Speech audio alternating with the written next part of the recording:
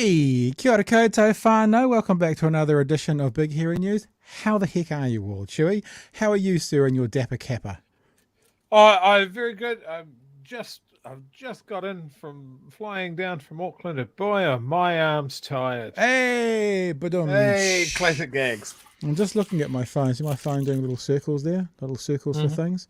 Because supposedly tonight is our first night being live on LinkedIn, along with YouTube and Twitter and Facebook and Twitch. Weirdest social media platform. Fantastic. Yeah, I'm a bit concerned that it's going to start playing noises, so I'll turn that down. If I just go to my LinkedIn page, I'm just having a look. I'm interested to see if we are or if we aren't. I'm not entirely sure how it all works. It's what happens when you get a moron trying to do the technical stuff as well. It doesn't really ever feel like it's. Oh yeah, no, I think I just saw us. Did I just see us? This is good radio, eh? Don't make me log back into LinkedIn. Here we go. Look, there we go. There's us on LinkedIn. Ooh. There's us. Look, that's us on LinkedIn. And this us in real life. We can go, hi here. Hi. Hello. Hello. Oh, it's the Matrix. There's a bit of a delay there, obviously. So there you go. We're on LinkedIn now as well. I don't know how or why that's quite going to work like that, but that's where we are. And that's who we are. And you're probably watching us on YouTube like most people do. So it's nice to be with you. Kia ora. Good evening. Okay. So Chewy and I we weren't here last night. Apologies for that, but I got back from Auckland kind of late in the afternoon, and Chewy wasn't here at all. And you know I can't do this without my Chewy. But no, in all seriousness, there just wasn't really time to set up a proper show. And although we are a couple of idiots from the bottom of the South Island, you may not believe this, but I do like to be organised. And I just thought it was easier just not to give you a half pie product rather than a half pie product. So we gave you a night off. Yeah, so I got a night off to hang out and do my washing from Auckland, and it was a good time actually. Chewy and I had a meeting up in Auckland with some media conglomerates, and I think finally realised that mainstream media doesn't know how to do internet media in any way, shape, form whatsoever. So guess what, whānau? It's just us. I think it'll just remain. No decisions have been made, but I think it'll just remain us because I think it feels like that's what it's going to be. So it's probably a very good time to say hello and thank you and welcome to all our patrons. See how slick that was, Chewy? Thanks for coming on board. If you're a patron, if you become a patron of our show, all sorts of lovely things happen to you. You become 22% smarter, 22% taller, I think we said once. If you're a man, you get 22% more. Yeah, we'll leave that.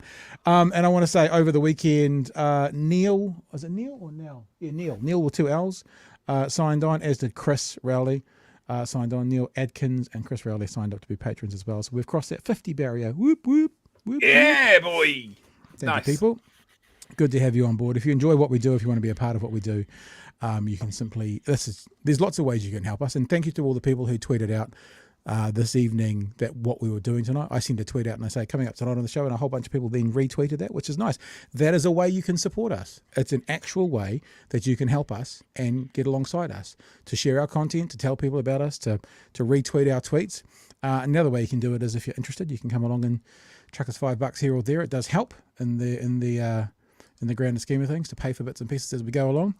And that's us. It was really interesting as well, Chewy.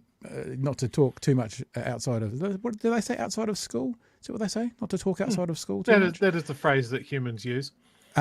Hearing the amount of money that is going in right now to right-wing internet broadcast. Shall we say the most successful one? I think people will know which one I'm talking about. And one of our personal favourites. We got told by industry insiders that they are burning between $120,000 and $180,000 a month on what they're doing. It wasn't just burning.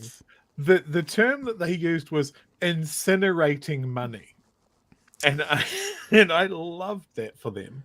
So some of these, we've said this all the way along, and this is not to do a pitch right now, but just it's really interesting news for you guys to know is that we are the only group doing this sitting on the left. And whilst we're on the left, you know the saying, we walk and chew gum, we criticise the left when it requires it, we congratulate the right when it requires it.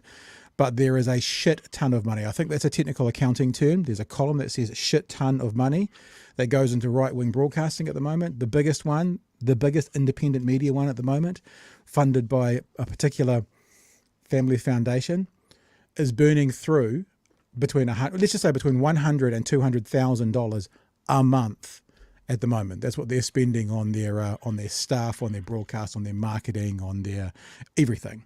It's just you can see how to get market share. It's like you get buckets of money and you tip it into what you're doing, and all of a sudden people know about you and they listen to you. Now, we don't have that. We're never going to have that. So the way we get to find out about things is you lovely people tell people about us. You share our shit. We used to do that, wasn't it? Hashtag share our shit. So there you go. Lots of stories that we can tell when the time is appropriate about what we discovered about some of the things going on in the internet media world. But as for tonight, later on tonight, we want to have a look at this story around National using AI for, well, let's just say everything. They're basically running their whole campaign on AI at the moment. The thing that's one of the interesting things, speaking of media about this, is I watched NZ News last night. I actually saw, because I do it so you don't have to, you know, I'm a sadist. I watched a Christopher Luxon press conference today, and one of the reporters was saying, do you use AI? Do you use AI? And I thought, that's an interesting question. Why is that reporter asking that? So I went and started looking around for some information, and there was nothing. And that's because it was a News Hub reporter talking about it for News Hub. So I watched NZ News tonight just by chance. They didn't mention it all. News Hub led with that story. So News Hub thought this was the biggest story of the day. I don't know if it is, but it was interesting to know that the first story on News Hub tonight was about the National Party using AI in their social media posts. Now, is it the most important story of the day? Maybe not, but TVNZ didn't feature it at all, so I don't know if you could call that an exclusive for News Hub, but we are going to talk about that later on tonight. We also want to have a look at the Loafers Lodge story, this horrific story that goes. You know, when we first talked about this on the night that it happened, we were very keen to talk about, you know, you can only judge society by how we treat the least. And often people in these sort of temporary accommodations, not to judge them, but just to look at their lives, are the least in society. And that one of the things that made us angriest about the whole thing. Well, the Human Rights Commission have come out now saying this kind of housing, this kind of situation is actually a breach of human rights. Now that is going to signify change. So we will have a look at that as we go through the evening as well. We'll obviously take a bunch of your feedbacks. We'll take some of your feedbacks, bro. I'm not entirely sure how we'll do that and what you guys want to talk about, but you're welcome to join. But yeah, look, Mark's asking when's the merch coming. You're right, Mark. What we need to do is we need to, because you guys are amazing who support us with your eyeballs and earballs. So I know some of you out there, yeah, it's earballs. Might want to get some stuff that might help us do some bits and pieces as well. We'll look at that kind of stuff. But I need to find some more hours in the day is what I need to do basically. But we'll look at that kind of stuff.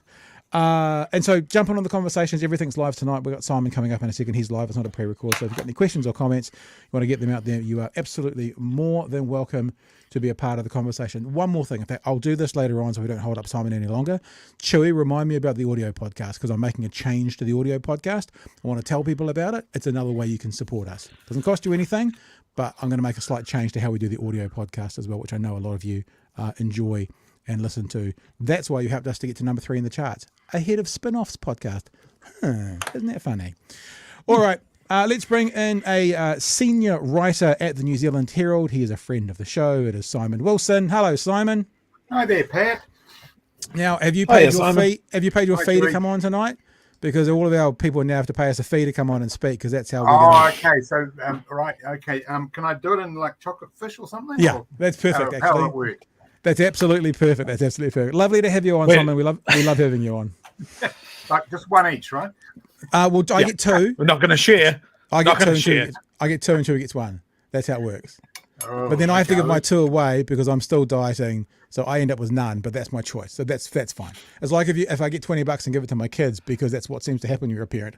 I still technically got the $20, but I just don't see any value from it. Anyway, let's move on. We love having you on, Simon. We love talking about the topics that you write about as a senior writer at the New Zealand Herald. Really interesting article that was out. It was out today, wasn't it? 23rd? Yep, Yeah, today. out today. Climate change. Simon Wilson says, Christopher Luxon gets it right and terribly wrong on New Zealand steel. I'm actually going to just read the first part of this, and then I want to get your thoughts, and we're going to expand on the whole conversation. Christopher Luxon is right, says Simon Wilson. He says government should not be paying for the multinational corporates to reduce their carbon emissions when they're perfectly capable of doing it themselves. But Luxon is also ridiculously wrong. Here's why. NZ Steel, which is owned by the Australian company BlueScope, will receive up to $140 million from the government to install an electric arc furnace at its Glenbrook plant. This will reduce its carbon emissions by 45%. BlueScope made a record Australian 2.81 billion in profit last year. It doesn't need the bribe. Subsidy. But New Zealand Steel boss Robin Davies blithely told Radio New Zealand yesterday it would not have taken this step on its own because there would be no direct financial benefit. In the next breath, he had the nerve to add insult to injury by declaring that everybody is committed to fighting climate change. So, Simon, we can see why Mr. Luxon might have been right. And I think we would all agree with you. If you've got profits of 2.81 billion, you can pay 140 million yourself. Why was he wrong? Why he's wrong is that the way in which we need to fight climate change is that all the levers have to be pushed. Now, that's a phrase that our mayor in Auckland, Wayne Brown, likes to use when he's talking about cutting budgets. But there are carrots and sticks. There are, in other words, there are incentives and there have to be regulations as well. We know there's a couple of big things we know about climate change. And the first one is that the big corporates and actually the wealthiest people in the world are way disproportionately more responsible for the crisis we're in than the rest of us. I don't have the figures to hand, but there's a very, very tiny number of people and corporates that are responsible for well over half the world's emissions. Right. That's the first thing we know. The second thing we know is that they're actually not doing very much about it. And we're talking about obviously fossil fuel companies, and that's companies that are engaged in coal and oil and gas. The companies like car companies that work with them. The finance companies that prop them up, that enable them to do their business, and the governments that prop both of those sectors up as well. So knowing those two things, that actually there is a problem that is principally caused by that sector and that they are not doing the things they need to do, we need a range of tools to address them. And at one end of the extreme, and we may want to talk about this, one end of the extreme is people who stop coal mines from producing coal, stop oil pipelines from functioning by puncturing them. Those sorts of actions, that's at one end of it.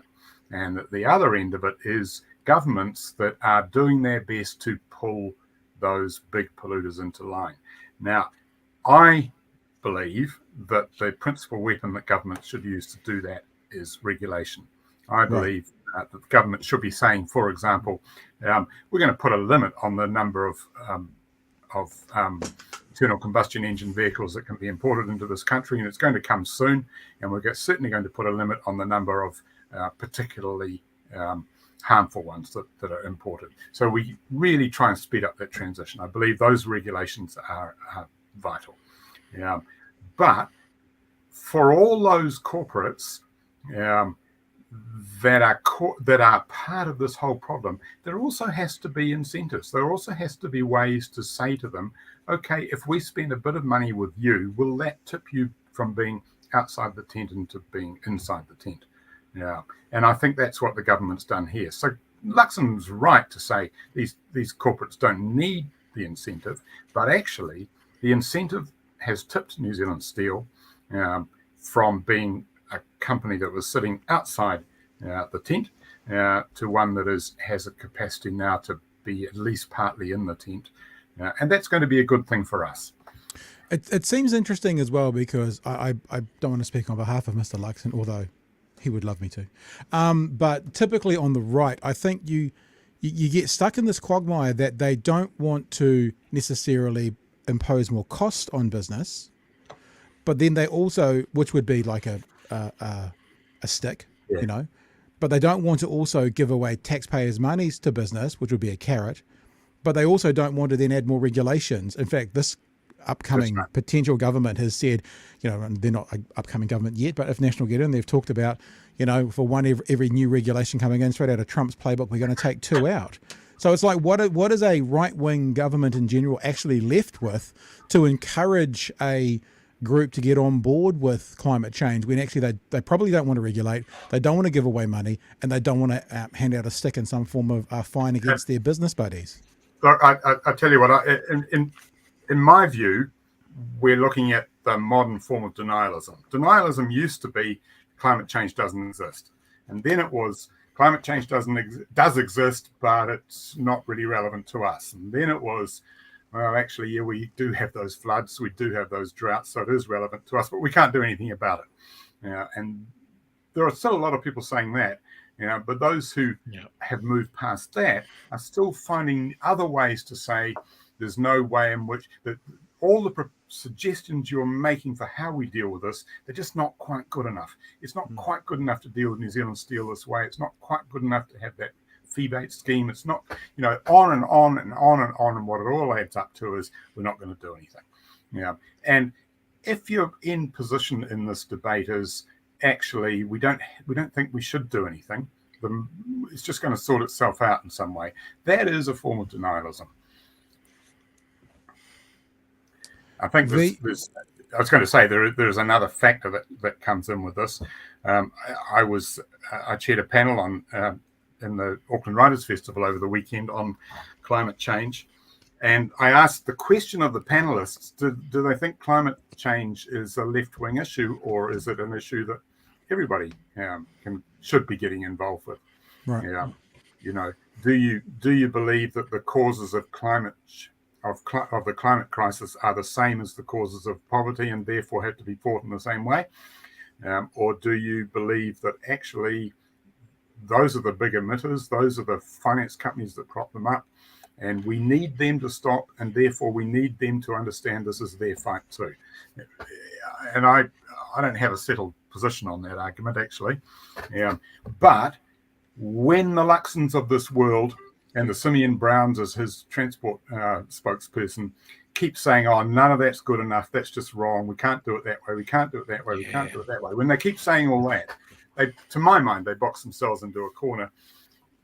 Why would you leave it to the left? If you are serious at all, if you're on the right in this country or anywhere, and you think climate change is a problem, why do you leave it to the left? Why don't you come out with a coherent policy that will make a difference and that will work, and own this thing yourself? The article finishes with something echoing just what you've said. You say this: it's time for National Party to step off the sidelines of the climate debate. Luxon said yesterday he was, quote, on the side of Kiwi battlers, end quote. It's an insidious form of climate denialism to suggest, quote, Kiwi battlers, end quote, don't need climate action and or need a government to prepare the force, cajole, and to be prepared to force, cajole, and when necessary bribe big emitters into it. That's what you're basically saying there, right? It's like, it's that kind of fish or cut bait. It's time to either get in or be honest about the denialism. Don't just kind of use mealy mouthed kind of code words. What do we call it? Wolf whistles? No, not wolf whistles. Dog whistles. Dog whistles. Wolf whistles. I think you're right. This problem will solve itself somewhere down the line because of market forces and because we're all going to have lots of windmills and solar anyway, and we'll all drive EVs and it'll solve itself. In other words, nobody has to do anything. That's not how it works. That's not how the world works. That's not how climate action is coming at us, how the climate crisis is coming at us. And it is a way of simply saying, I'm just going to bury my head in the sand for a while here, and I hope it'll go away. This is obviously something the government's been working on for a little while to make this big announcement that it's all done and dusted. And I think the fact of, like, if it was a negotiation along the lines of, we need you to do this, and if you agree to it, then we're going to give you this money. Yeah. It's an immediate sort of thing, right? It's underway now. and it's The- funded the- from the ETS. That's right. stream, so Funded it's from the not ETS. taxpayers' money. That's right. Yeah. Yeah, that's right. So it's funded from the ETS. They have been working on it for a while, and there is a strategic value to us. This is a company that was saying less than a year ago, if you apply the ETS to us, we're going to close up shop in New Zealand. There will not be steel produced in New Zealand. Now, James Shaw, the climate change minister, has, in my view, quite rightly said, we need a more circular economy in this country. We need the capacity. Manufacturing and industry need the capacity to have locally produced steel. And if we can do it in a greener way, it's not just good for the emissions that are reduced because we're doing it in a more green way. It's also good for the circular economy. So in the case he uses here is that old cars, instead of being shipped offshore and God knows where they end up, those cars will now be, the scrap metal will now be melted down, resmelted, and turned into new steel for new uses. And I suggested in my column that I'm absolutely looking forward to buying a bicycle made from scrapped double cab utes. Hey, let me get both of your opinion on this, because there's something that you've written in the article as well, which speaks to what we're talking about, but also I think more broadly to what often the right do to kind of wash their hands of things. And that's they go, we just trust people. We'll trust they'll do the right thing. You say this. This is Christopher Luxon speaking. I've gone and met with the CEO and the management team of New Zealand Steel and saw the site myself late last year. I really like the direction of where they're going, but they are quite capable of fronting up the $140 million themselves. You go on to say he trusts the company to do the right thing on its own. After they did a snow job on him last year, it's absurdly naive, and Davies had frankly admitted as much. We hear this a lot. We hear this with David Seymour.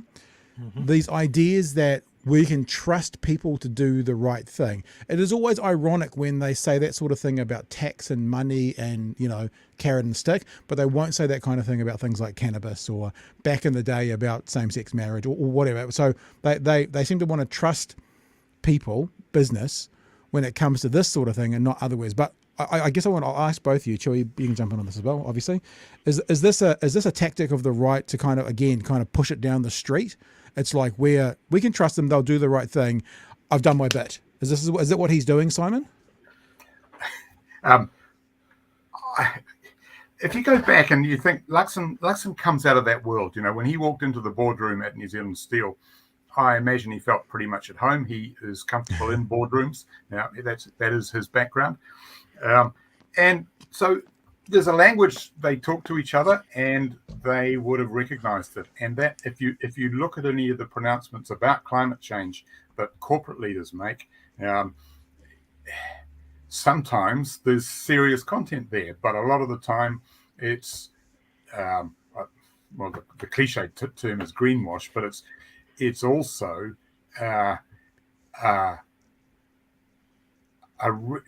you can recognize in it a real desire to do this in a way that we'll only do this if it makes us money. And I don't know, I just have a real problem with that. We expect citizens to be good citizens, and I think we should expect corporate citizens to be good corporate citizens. And we live in a time now where that has to mean nobody can only be acting on the basis of, am I going to be able to make a buck out of this? Yeah, we have. I'm glad you mentioned that trusting people to be good citizens and that sort of thing. And I think there's a fundamental thing here with the right wing parties, and that they'll trust giant corporate entities with massive profits to they'll eventually do the right thing. We definitely don't want to regulate them. That'll scare them off and they'll run away. But people, the citizenry, do not get that same. Exactly. They're not trusted. They're not trusted to raise their kids right. They're not trusted to put their lives back on track. There's lots of regulation. There's lots of stick there if you're an individual. But if you're a company, of a massive international conglomeration, we're all kind of like, oh, we're so glad that you're here in our little country. We're just going to let you do what you want. We've seen that with Comelco and Rio Tinto and that sort of thing. And I'm sure, the very prospect of steel production heading offshore would have scared the shit out of people. Yeah. So maybe this is the best way forward, is that we've gone, hey, look, well, if you're going to do this, we'll have a negotiation. Here's some money in the pot. Job done. Big hit off our carbon emissions. We don't have to talk about regulations. It is the biggest hit off our carbon emissions of any single thing that's been done, which is not to say it's all that big. It's going to, we're told it's going to reduce them by 1%, which clearly shows you how big the task is in front of us. Yeah. As a little side note, Simon, you would have heard us while you were in the waiting room talking about people asking for merch and stuff. I've just come up with our first T-shirt. You ready for this, guys? So on the between the shoulder blades, we'll have BHN, and on the front, we'll have Luxon. He's a board member, not a businessman, because you reminded me of that, which is something we've been saying here for weeks, Simon. He's not a businessman, he's a board member. So I think I've got our first T-shirt. I think we might have to talk to your missus, Cherry, about designing us a T-shirt. Just speaking of that, businessmen and board members, can I just crave your indulgence to talk about just something else that was in my column today as well? If you have to. No, of course. Got a moment. We're here. Okay. Yeah, of course. I'm absolutely sick. We had budget last week, right? I'm absolutely sick of hearing from business leaders telling us that there's this or that in a budget or an economic pronouncement, and they are narrowly focused on what will it do for the business in terms of its bottom line. Yes. And I used the example of the Employers and Manufacturers Federation, who were complaining along those lines. And I used the example of the childcare, the extension of the childcare subsidy. Childcare subsidies are good for business. You know, they're good for parents and they're particularly good for the children, but they're also good for business because they produce more productive workers who find it easier to keep up because they can go back to work more easily. They produce happier workers. All those things are good for a productive economy and therefore good for business as well. And on top of that, children who go through good childcare get to 5 and get to school, and they are not behind the other kids. And because they're not behind the other kids, they're not going to stay behind the other kids. And because of that, they are less likely to drop out to become the kids who grow up to become real problems. Yeah, childcare is incredibly important for producing, apart from all the social goods it produces, it's incredibly important for producing numerate and literate and educated workers for business. And it's about time, in my view, that business started to talk like that. Yeah. Yes. I think we made the 100%. same. I think we made the same point, Simon, about the $5 prescription fee as well. Exactly. It's like if people can get their medicine and get well sooner, and parents don't have to stay home with kids, and they can get back to work, and kids don't miss days of school. You know, these social issues or these social policies aren't seen by, as you're saying, people as being good for business, but they fucking are. Of course they are. Yeah.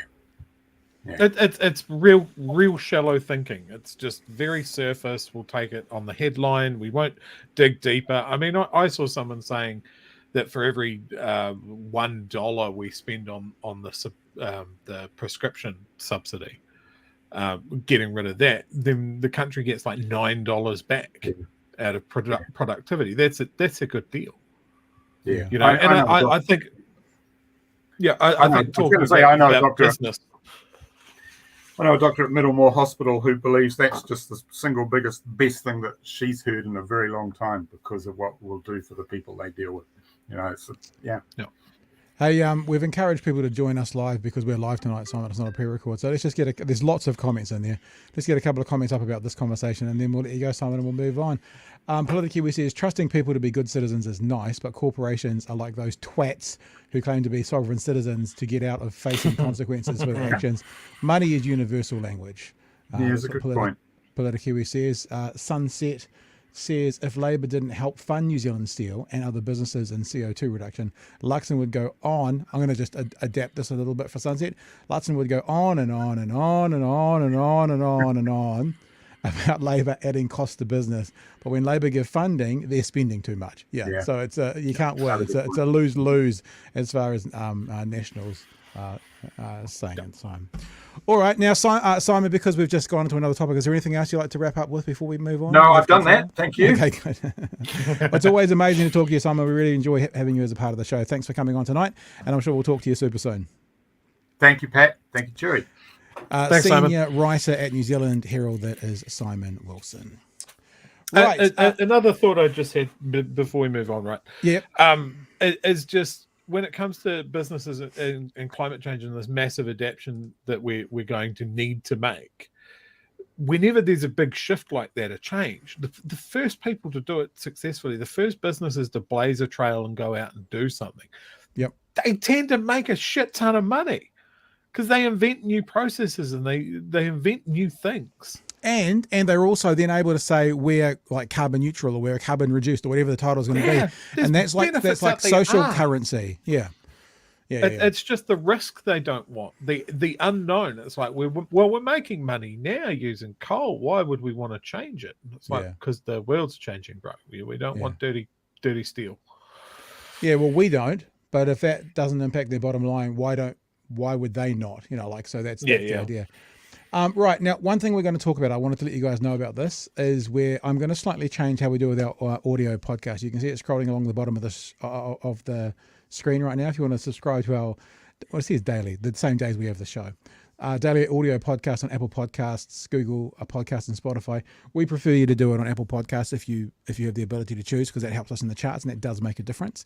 What I've decided to start doing is I'm also going to cut out the interviews and put them up as separate little audio podcasts. So in other words, tomorrow morning, you'll be able to get access to the whole show. You might be listening to me talking to you about doing it tomorrow morning on the audio podcast. And you'll also there'll be a second clip, which will just be the conversation with Simon. So I'm changing how we do it slightly. That's a good idea. It's more of a model that, like I listen to Media Watch every week on RNZ. And I've noticed that's more of a trend amongst people at the moment, that they will do the individual interviews, then they'll do the whole show. So I'm thinking that for the guests and stuff that we have, we'll also put them out so that'll be like we probably talk to Simon for 20 minutes. So there'll be a 20-minute audio podcast tomorrow morning, and there'll be the hour show that typically goes for about 80 minutes. The 80-minute hour show will be up there as well. So if you're not subscribed to our audio podcast, even if you never really listen to them, we'd appreciate it. If you go to Apple Podcasts and do it there, a rate and a review would be great as well. And as we said last week when we showed you how well we were doing in the charts for the news commentary, the more we can get up there, the more we can get towards the top of the charts, the better access we have to people. I mean, if we're the number one podcast for news commentary, then all the political leaders are going to have to come and talk to us. They're going to want to and have to, because of the place we hold in the charts. So you guys become subscribers, you guys listen to it there. That helps us get better guests. That helps you get better content. It's a win-win. It's a win-win, Chewy. There's a whole lot of comments in there. Is there anything else we want to get to before we travel on? Politically has another merch idea. Just a black t-shirt with the word consequences printed hundreds of times over it in random orientations and sizes. And actually, you could do that thing where it fades in and out, and so it's a portrait of Luxon. Are we going to do the consequences? Are we going to do the breadcrumb budget? # breadcrumbs. I think that might date pretty quickly. Okay. So let me just tell you, this is just an idea I'm working on. Internationally, what some labels do, and we're never going to be doing this because these are proper labels that sell thousands of shirts, is they put out what the designs are going to be, right, on the first of the month. You have that month to order them. We wait for the orders to come in because we don't have the finances to carry the stock. You understand that? And then at the end of the month, we get them printed out and then we send them off. So that's what we're going to start to do, right? So it's the 23rd of May. So let's say I'll try and commit to the 1st of June. We'll have maybe 2 or 3 or 4 designs, and we'll say to you guys, color, size, what do you want? This is how much it'll be. You order it, you pay for it, it gets sent out the 1st of the following month. And it just might be a little way that you guys can have some fun. We can have some fun. There might be a few extra bucks coming in to help us run this thing. And when we come across some of these sayings, I actually really like that consequences one. That might be an expensive thing to print though, but we can do that. Outcomes. And we can do it. And I mean, you all might have 12 new t-shirts at the end of the year. All with Christopher Luxon's face on it. There's a meme that I'm quite fond of, which is a really pixelated image of Christopher Luxon, and then the words say, I think I've made myself perfectly clear. I like that. We could also do something with AI, which we're going to talk about shortly. We could do an AI National Party front bench or something. Okay, so now you know, right? You're on board. You've seen it. If you're interested, maybe like there will be a cost to it, but if you want to, get on board and have some fun and help us along the way, then we'll do that. So I think that one, I'll get the wording exactly right, but I like he's a board member, not a businessman. I like that because I think that's actually accurate and true as well. We've been saying this for a couple of months. When everyone talks about the businessman, that's Christopher Luxon. When we think about that, what we think about, imagine I forgot to interview him. I could wear that T-shirt while I was interviewing him. That'd be pretty dope. What we think about is we think about the guy who started the dairy and then he owned 2 of them and then he owned 4 of them and he built it up from the ground up. We don't think of the CEO running the multinational country based out of Canada. That's not what I think about when I think about these, conservatives talking about, business is the foundation of da-da-da-da. It's not the CEOs, cutting, slashing, burning, whatever. That's not what a businessman is in my mind. Technically, there might be a technicality there, but he's a board member. He's not a businessman. That's how I think about it. So anyway, any good ideas, feel free to fire them through. Maybe we'll do this little thing like at the second half of each month, I'll do a hashtag with BHN t-shirts or something and give you 2 weeks to get suggestions, and then we'll release them on the 1st of the next month. And if you like them, you can get them and we'll print them on the 1st of the following month. It can be like we can all do this together. It'll be fun. Oh, Heather Duplessis laughing. I don't know about that. How are we going to do that? Just, those little buttons that they train dogs to press? There you go. You can just sell those with her laughing there. Mr. Anderson. Christopher Luxon dumping a Scrabble bag into a ceiling fan. All right. Okay, we're going to move on, guys. We're going to have a look at if you're with us last week, you'll know that we were pretty angry about the whole fire in Wellington. Everybody was. Still angry. Yeah, everybody was. But we were talking about, how... we did a bit of estimating, and what did we get to? About 1.2 million in potential rent per annum for this place. And even though technically they didn't need to put sprinklers in legally, why wouldn't you? Even if it was a couple of 100K to protect your clients. Now, since then, lots of things have been found out. We found out that this was an arson. It wasn't just a random thing. So that might change part of the perspective of it wasn't just a rundown building with faulty wiring. But that still doesn't change the conversation around the safety of the building should there be a fire for whatever reason. So that's still a valid conversation, right? But I guess I don't think we ever accused them of having faulty wiring, but at least if anyone was thinking about that as a bit of a slum, that's taken off the table. But today, more information has come out, and the conversation has kind of been picked up a little bit about what this kind of housing means. And the Human Rights Commission have come out saying it's actually denying human rights, and the housing crisis is doing that in general. Now, if this is a breach of human rights, then that requires legislative change. Now, what that legislative change exactly looks like, I don't know, but it's a pretty amazing first step to think about if this is a significant problem, how are we going to address it? How are we going to, we just talked about carrot and sticks with businesses, how are we going to add either the carrot or the stick to get these kinds of businesses to maybe change their ways somewhat? Let's have a listen. As a police announcer formally identified 3 victims from the fire at Loafers Lodge, questions have been raised over the state of our public and social housing. Some residents were on the wait list and had only lived at the hostel as a last resort, which according to the Human Rights Commission is a breach. Laura Frickberg reports. Many who lived at Loafers Lodge lost everything they own. But even before the blaze, they'd lost something the Human Rights Commission says is a fundamental human right, the right to a decent home. This is just one more traumatic event on top of years or decades of housing insecurity. All of those cumulatively are rights breaches. There's no other way to frame it. The problem, says the Commission, is that public housing makes up just 3.8% of our housing stock, below the OECD average of 7%. After that, meaning people like Nasser Abdullahi, who lived at the lodge for 7 years, struggle to access it. I'm waiting house in New Zealand for 7 years, close now, and my application is there. They never give me.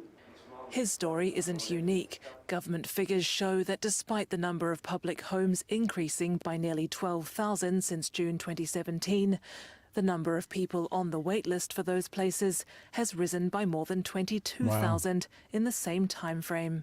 We know we've got a housing challenge in New Zealand. We know we need to build more affordable rental. But what is the solution? We're not going to come up with a solution. Don't panic, Chewie. I'm not throwing a seed. But I'm asking into the ether, what is the solution? There's no way you can build enough housing to house an additional 11 or 12,000 people. So what the fuck is it? We have a low housing stock at the moment. We can't actually cover that disparity. So what is it? I mean, I don't suspect anyone has an answer, but if we did, that would be the answer. That would be where we need to go. Yeah, I mean, in my opinion, I think it's density, but I mean, the problem with that is that it's got to be done right, especially when you're talking about the types of people that are going to be using it. You know, you look at some of the big housing projects overseas and you think of Grenfell Towers in London, and you think of the projects in New York and Philadelphia and that sort of stuff. That's where it can go really, really wrong. Yeah. But yeah, I think you're not going to build individual houses for so you think we need to go? We need to go up. Yep. We need to go up. We need to build. We need to build some kind of complexes that aren't like what you just said, the projects, that sort of thing, but that might house 400, 500, 600 people, as opposed to individual houses that'll house a family of 6. Yeah.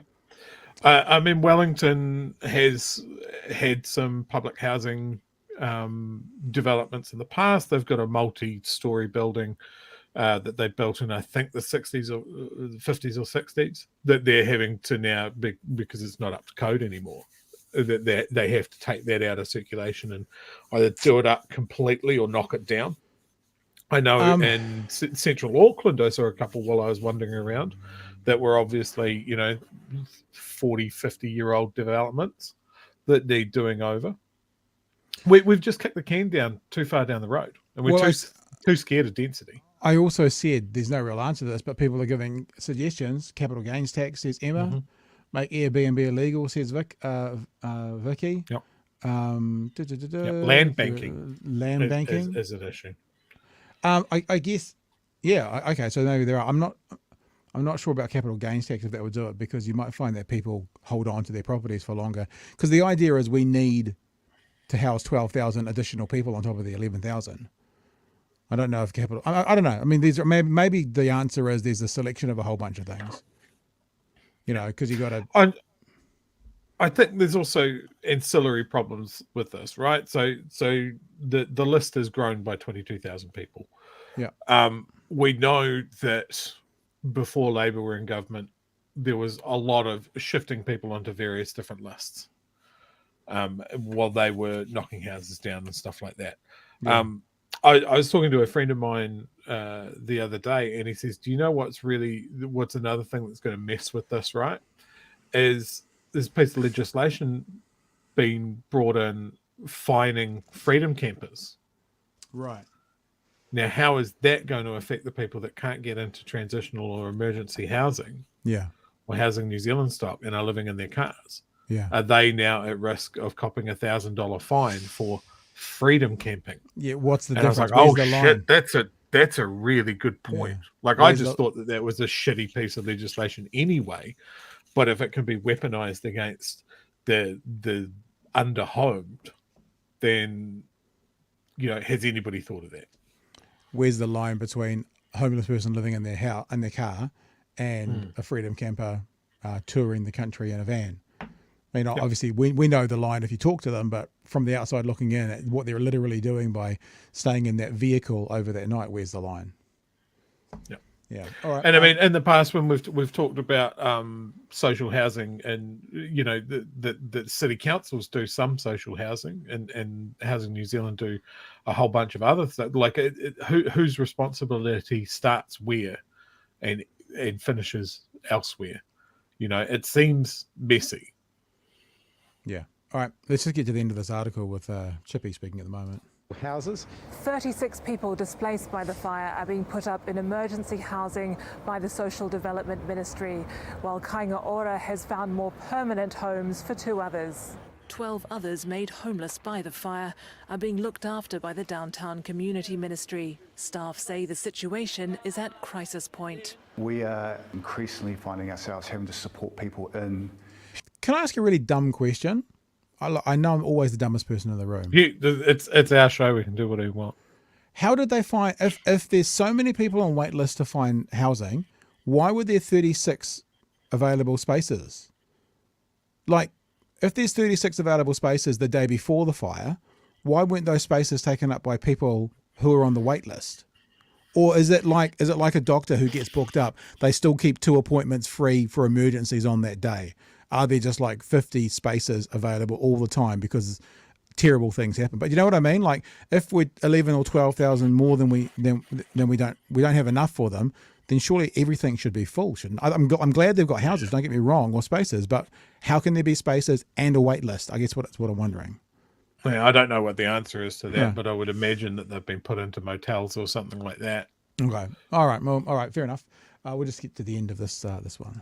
Short-term, unhealthy, unsafe places. We've got whānau who are in motel rooms who don't have any cooking facilities. Together with the Commission, they're calling for a new accountability body to oversee systemic issues within our housing system to avoid our most vulnerable people facing tragedy again. Laura Frickberg, One News. There you go. There's the story for today. All right, we've got a spot for comments or chats if there are any. Yes, I actually was focusing on that. I haven't started any. So, Politikiwi capital gains tax disincentivizes land hoarding, which encourages liquidity of the housing and land market, which will allow for more and easier development.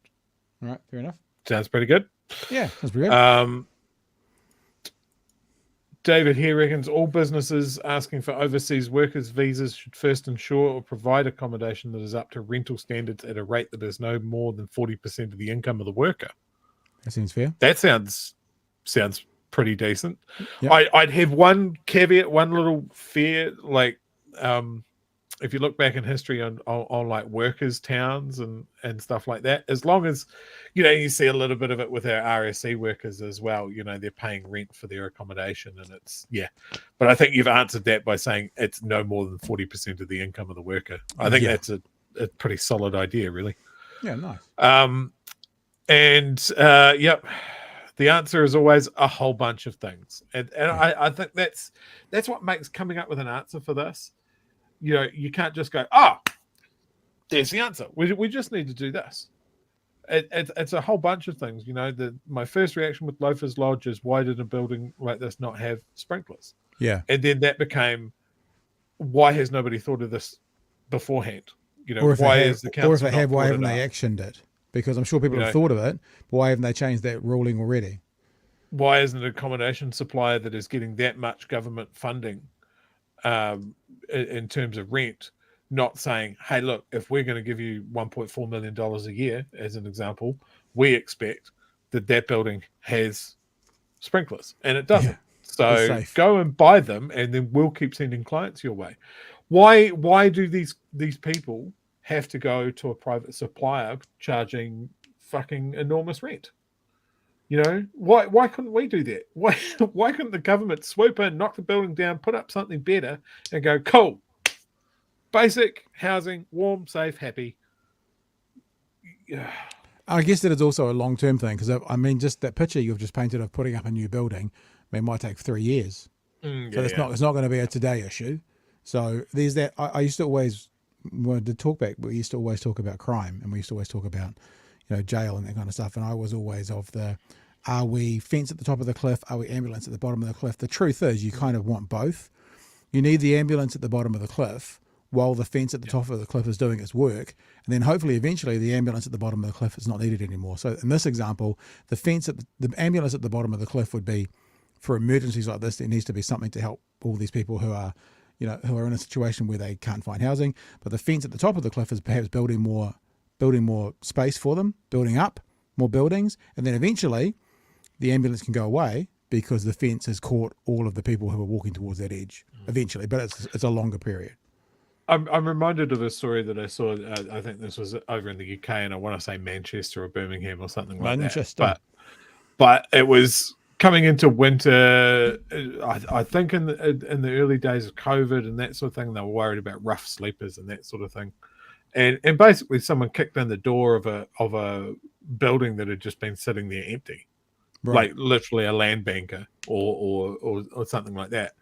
And they just went squatters' rights over it. They just let the homeless community in. They set up a food bank. They set up like a community in this building, and then just said that they'd taken ownership of the building for the people.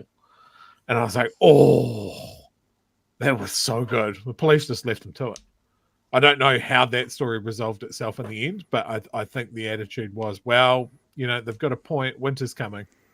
England has quite a this is England has quite a culture of squatters' rights right back into the 60s and 70s. So, all right, lots of comments still going on in the chat. Thanks, guys, for all those thoughts. We're going to get on to the last story of the day now, and I thought we'd start the story by having a look at from last week. We looked a little bit at this. Is Nicola Willis has an idea to show us tax receipts and get them printed in a certain way.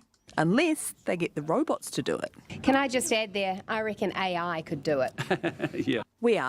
So they're talking about having policy being done by AI.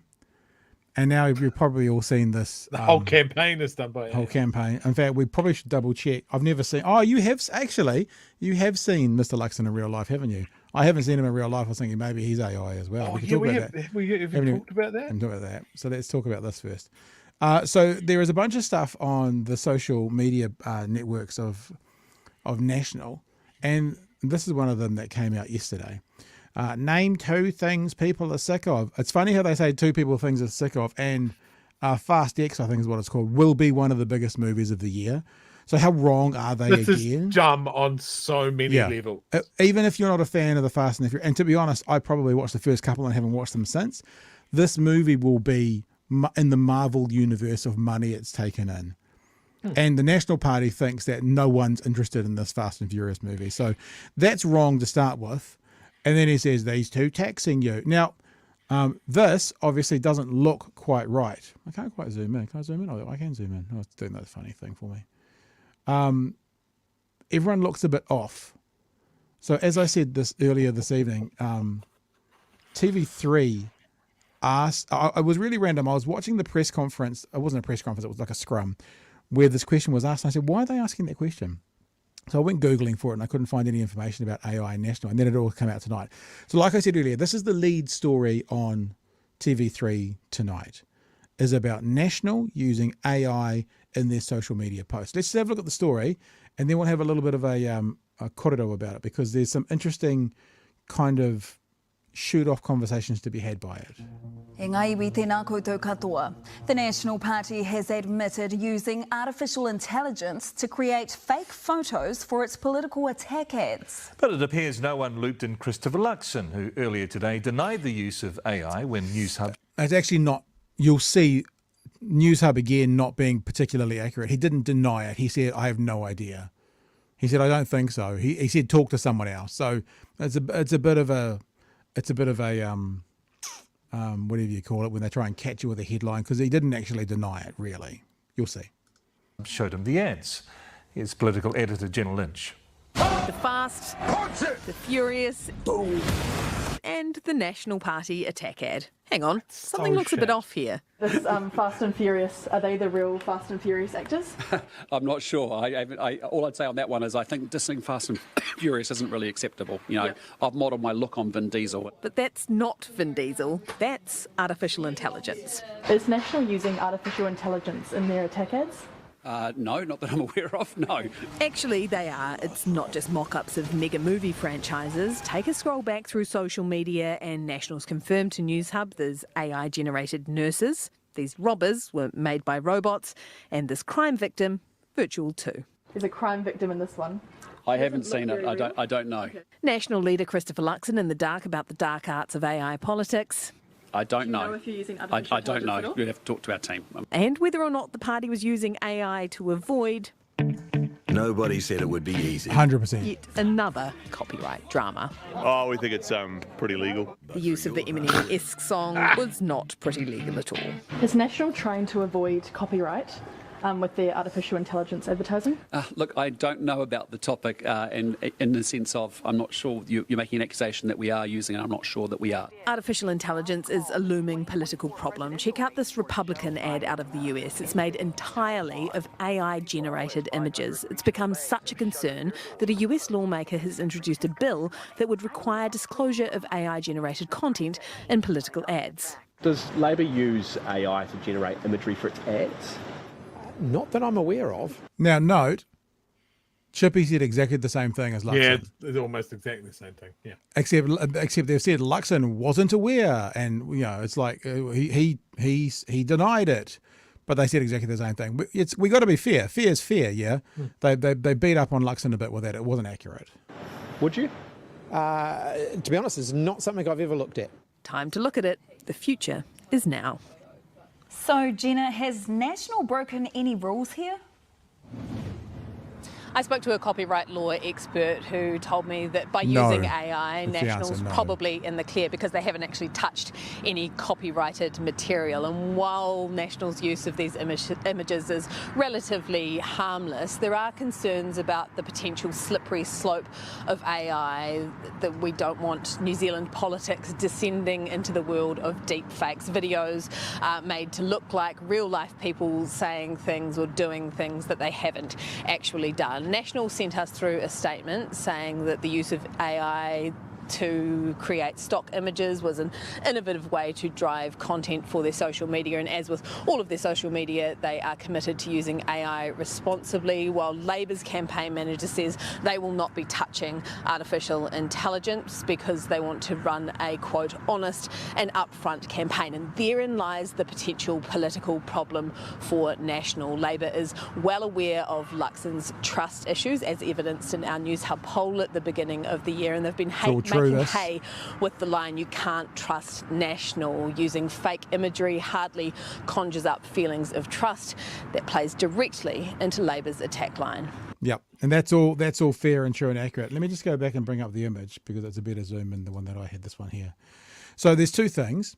The first thing is, and I think it's been talked about in the chat as well, should Luxon know? Or is it, look, I've never been in this level of sort of business or politics where you have that many moving parts. Is it just you hand it off to the boffins in the department who look after the although as we saw that billboard in Auckland, they don't look after their design particularly well, but the boffins who look after their design just leave it up to them and you don't worry about it. That's the first thing. Should Luxon know? And the second thing is, there's nothing wrong with this. Like, there's nothing nefarious or illegal or whatever, but the question is, using AI, where could it go? What could someone do with it, like they're doing in America? And this is really no different from a stock image. I mean, if you've got a stock image of all these people, like a bald man in a black t-shirt and that kind of stuff, you could probably put it together looking similarly from using stock imagery. That wouldn't be using AI. It would be doing the same sort of thing, though, as well. Or you could just have the car and you could do the same sort of thing. So this image in itself, in my opinion, is not a particular big deal. However, Labor now being able to attack them on not being honest or not using truthful images, completely true. So it hasn't been thought through well, even though technically there's probably nothing they've done wrong. And where could it go? That's what I'm wondering, Chewy. Yeah, I think it's lazy and cheap, and very murky ethically. So absolutely perfect for the National Party.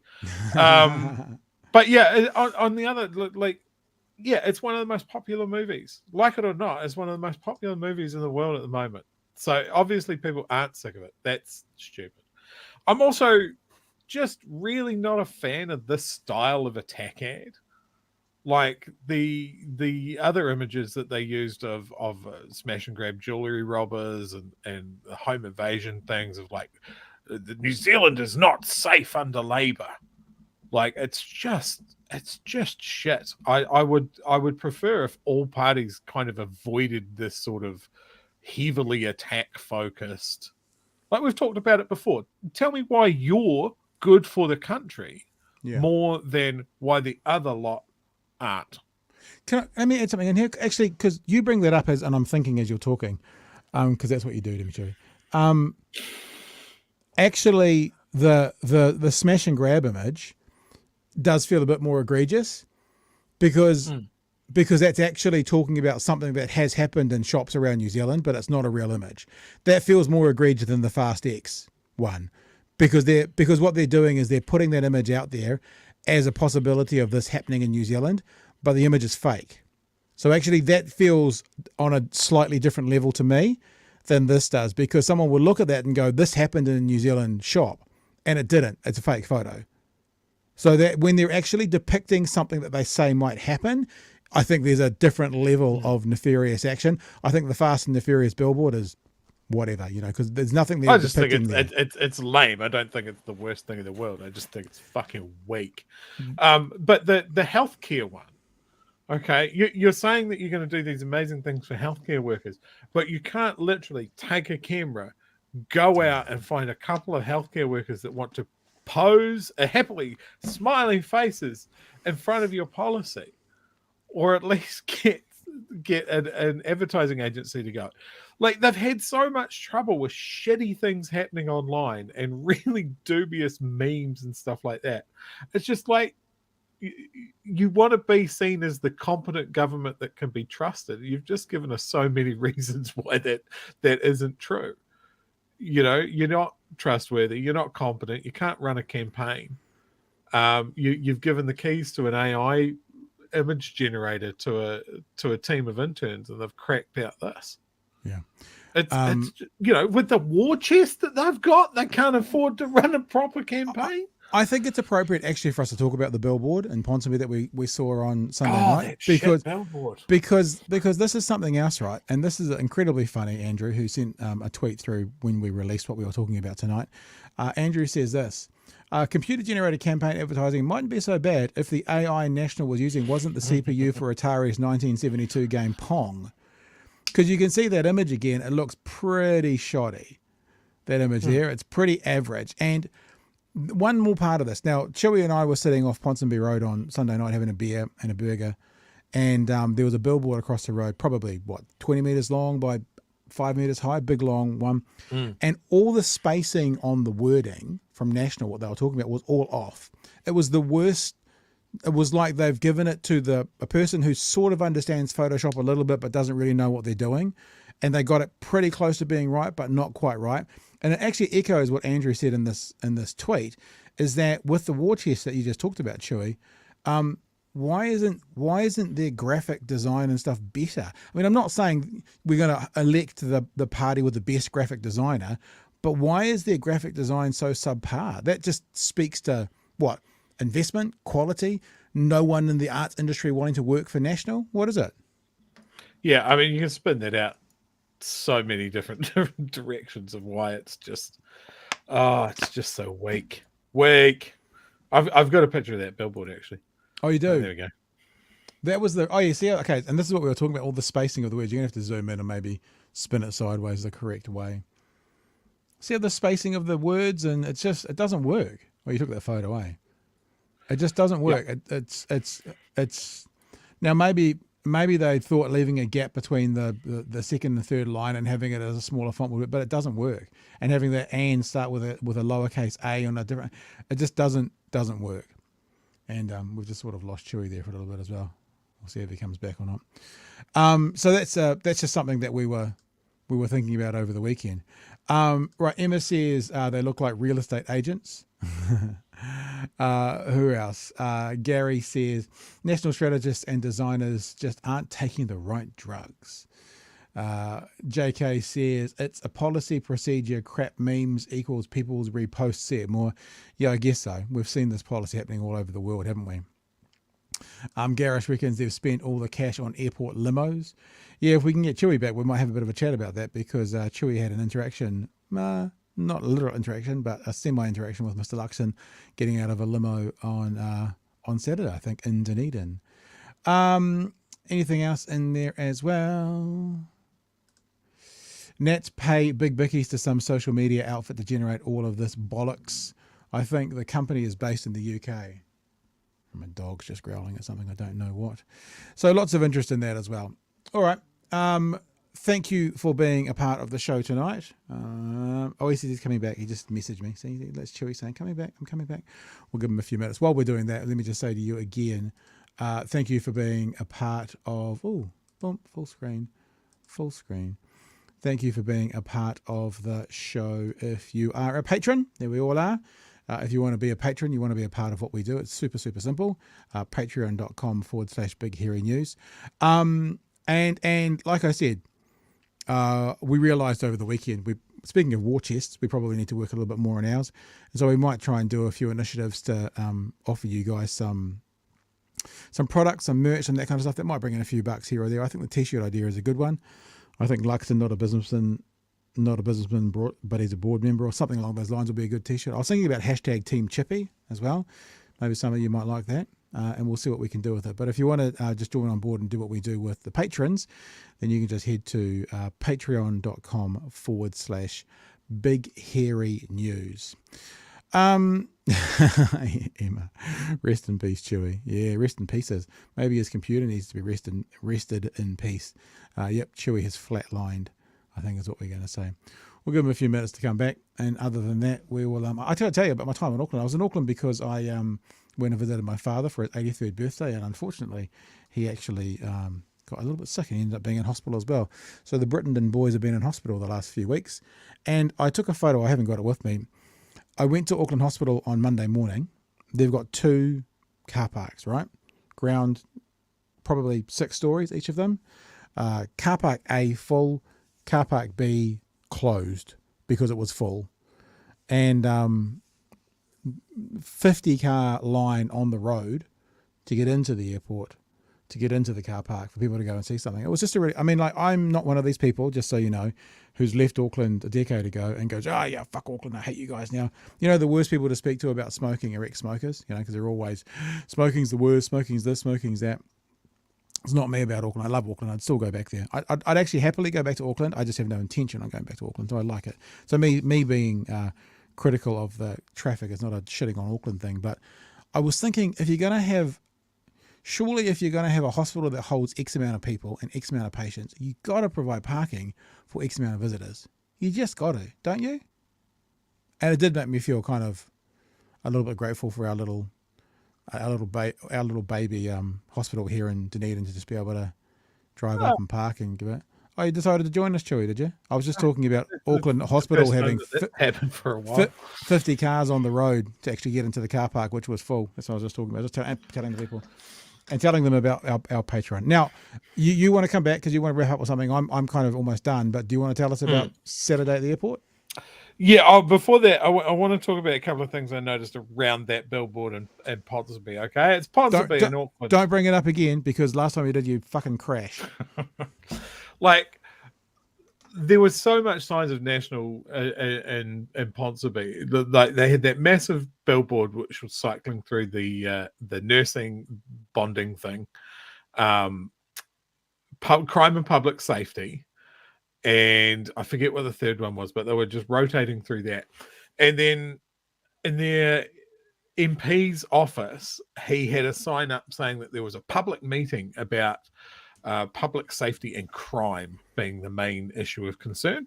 Right. And then in Ponsonby.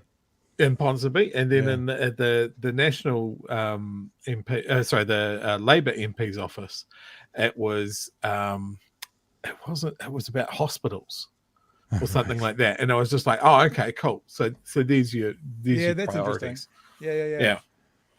And I think we're going to see that with the campaign. National are going to go heavily crime and safety, and it absolutely flies in the face of where we are actually with crime. A friend of mine sent me this, if I can find it. I had this all queued up, and this is probably why everything crashed, because they had so many things tapped up. While you're looking for it, that one question we didn't answer. Okay, one question we didn't answer about that last story was: should Luxon have known? Should he know that his social media team are using AI? I would say, well, I don't know. He's the leader of the party. I would hope that he at least had delegated that out to someone and said some basic things like, "Hey, make sure that the campaign is acceptable quality, and I'm not going to be answering questions like a fucking idiot and trying to make a joke about Vin Diesel looking like me, because I don't want to look like an idiot. Okay, that's the bottom line. I don't expect him to see everything across his desk where he personally signs off on it like he's Stalin. I think the bottom of that stuff and where it says authorized by, whoever's name on it. There we go. There's one here that says authorized by J. DeJoe, 41 Pipitea Street, Wellington. That person would need to know, but probably not Luxon. I mean, actually, you haven't. Do you want to share that image? Because this is another example of their shitty memery. This one. Yeah, if you can check that up. Okay, so Labor's spending today is going that way. Your debt tomorrow is the other way. So that suggests that if you don't want your debt tomorrow, go the way that Labor's pointing. Right. Like, it's just really shittily, like, from a design point of view and an advertising point of view. You don't want to put up a message that people can misconstrue or twist, and they keep doing this. It's infuriating. Yeah. So dumb. All right. What else are we talking about? Because it's time to wrap. Okay. So, crime and punishment, right? New Zealand's incredibly more dangerous, and there's criminals literally in every shadowy corner. Oh, hang on. Top 20 safest countries in the world. We are number 2. So, do we put that on a billboard? We should. Like, I think when we've had months and months and months of where the media is letting them run with this crime story, and they're running with the stuff. You know, if it bleeds, it leads. Ram raids are fascinating stories, but I don't think it bears out. Like, they're mentioning how many home invasions. Is that up or down? We don't know. What have we had in the past? How many home invasions were there when National were in? You know, that sort of thing. There's no comparison. Be very aware of this bullshit from any political party with their campaign. That's a good one to keep out there as well, because often people on the right will talk about how safe Singapore is, and we're exponentially safer according to that chart than Singapore is. They're number 9, we're number 2. And it's us and all the Scandinavians. Yep. Do you want to tell us about absolutely. Luxon at the airport? Right. So I'm going to the storytelling hat on because it's amazing. So people that follow me on Twitter would have seen this happen live, basically. My partner and I heading up to Auckland. We pull into the airport. We park. We go into the terminal. As we're going in, I see a very nice luxury Jaguar limousine in the drop-off zone. And I, in my head, are like, that's one of the fancy taxis that someone like Luxon might take. That's obviously hard on the heels of that story coming out that he'd spent 40 grand last year on VIP transport, and the National Party had outspent every political party on transport. And I was like, isn't that funny? It's probably a car like that. And then when we're walking in, my partner points to 2 people ahead of us on the escalator going, that looks like Christopher Luxon, but I guess all bald businessmen kind of look the same. Bald businessman turns around and it is Christopher Luxon. So I obviously bit my tongue really hard and tried to be in a different place. Because I ran to Twitter, because that's where I run my mouth. I didn't walk up to the man and go, man, you're a real dick. And I went, well, this is a perfect example, right? Why couldn't he take a normal cab? And then after a little bit of digging, I had to walk that back a little bit because getting a cab to Dunedin Airport is expensive. Yeah. Apparently, the luxury Jag limousine that him and Nicola Willis took out to Dunedin Airport is $95 for a one-way trip. Pre-booking a cab for 2 people is $75. Right. So maybe not the best example that I used, but from an optics point of view, when you knew that story had come out, I would want to be seen traveling by normal cab everywhere. Like Nicola from Willis. Now on, I'm going to turn up to events on the back of a fucking rickshaw from now on. I do not want to be in a car that has leather seats ever again. But yeah, I just thought that was funny, and I can't believe that I had to share a flight with Christopher Luxon. He should have just jumped on Nicola Willis's back. She should have just piggybacked him out. If it's good for the taxpayer, I agree. Yeah, I reckon. But yeah, there's been quite a bit of back and forth. I put that on Twitter, and quite a few people ran with it. And there's been a little bit of pushback based on the actual cost of getting to Dunedin Airport is just expensive anyway. But I think the point remains: he spent 40 grand in personal transport last year, far above everybody else. Yeah, and when he is campaigning on the government doesn't know how to look after taxpayer money and is outrageous with its spending, he does not have a solid bit of ground to cling on to. Yeah. When, what was the term last week? Hipkins sees the New Zealand taxpayers as a bottomless ATM. Something like that. Well, your 'Cause he's VIP addicted to transport spending. comes out of that ATM as well. Yeah. So, 100%. like, if you're gonna, if you're gonna take that angle, clean house. How much have I spent on personal transport? Fuck, I better not bring that up. Okay, never mind. Next topic. Moving on. Moving on. He just doesn't think of this stuff. One other thing, speaking about being called out, I think you've just been called out. Funnily enough, not me. BHN host spotted a swanky Ponsonby bar. Walkie of the People tag under some scrutiny. It wasn't a swanky Ponsonby bar. It was a dive. It was a piece of shit. So that's fine. Yeah, we were drinking out of brown paper bags on the corner. All right, we're done and dusted. I'm off. We're out of here. We'll be back tomorrow night from 9 p.m. for another edition of Big Hairy News. Remember, in all seriousness, if you've got an idea for a T-shirt or something, hashtag Team Chippy. He's not a board member. He's a businessman. Luxon. Dun, dun, dun. Fire it through on Twitter. Maybe I'll put something out there tomorrow, or go to our not often used Facebook page, but an easy place to connect with us, and put something through on. Fire out the photoshops.